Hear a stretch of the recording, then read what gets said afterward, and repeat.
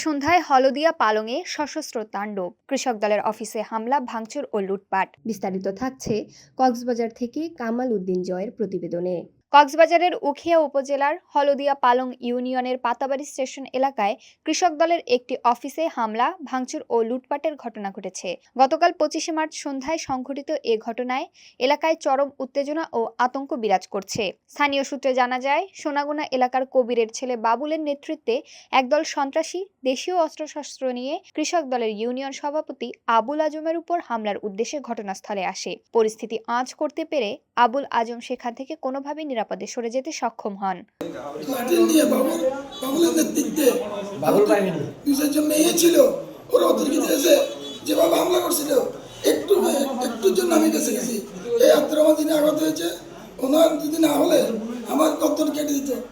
এরপর হামলাকারীরা কৃষক দলের অফিসে প্রবেশ করে ব্যাপক ভাঙচুর চালায়। তারা বিএনপির ব্যানার, চেয়ার, টেবিল সহ বিভিন্ন আসবাবপত্র ভেঙে ফেলে এবং কিছু মালামাল লুটপাট করে নিয়ে যায় বলে অভিযোগ উঠেছে।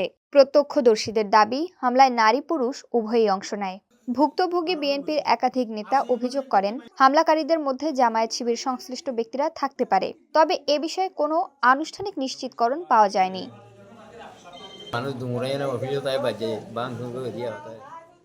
কৃষক দলের সভাপতি আবুল আজম বলেন, আমাকে পেলে কেটে ফেলবে বলে হুমকি দেওয়া হয়েছে। একই সঙ্গে বিএনপিকে নিয়ে অশ্রাব্য ভাষায় গালাগালি করা হয়। তবে অভিযোগ অস্বীকার করেছেন অভিযুক্ত বাবুল। তার বক্তব্য নিতে গেলে তিনি বলেন, আমরা কোনো রাজনৈতিক দলের অফিসে ভাঙচুর করিনি। ঘটনার খবর পেয়ে পুলিশ ঘটনাস্থলে পৌঁছে পরিস্থিতি নিয়ন্ত্রণে আনে।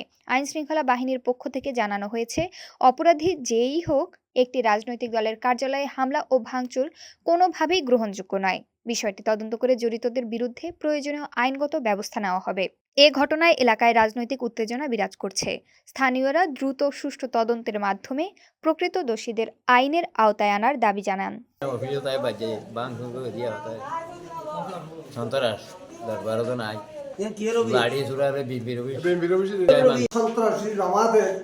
বাবুল টাবুল নিরাপত্তার সন্ত্রাসী, মহিলা নিরাপত্তার বিভিন্ন ধরনের সন্ত্রাসী আমাদের কৃষি দলের অফিস বা ধরো বিএনপি কৃষি দলের অফিস জাতীয়তাবাদী বা ধরো আমাদের অফিসে এত বড় একটা নির্যাতন সন্ত্রাসী হামলার সত্য বিচারটা আমি সরকারের হাতে আমি চাই।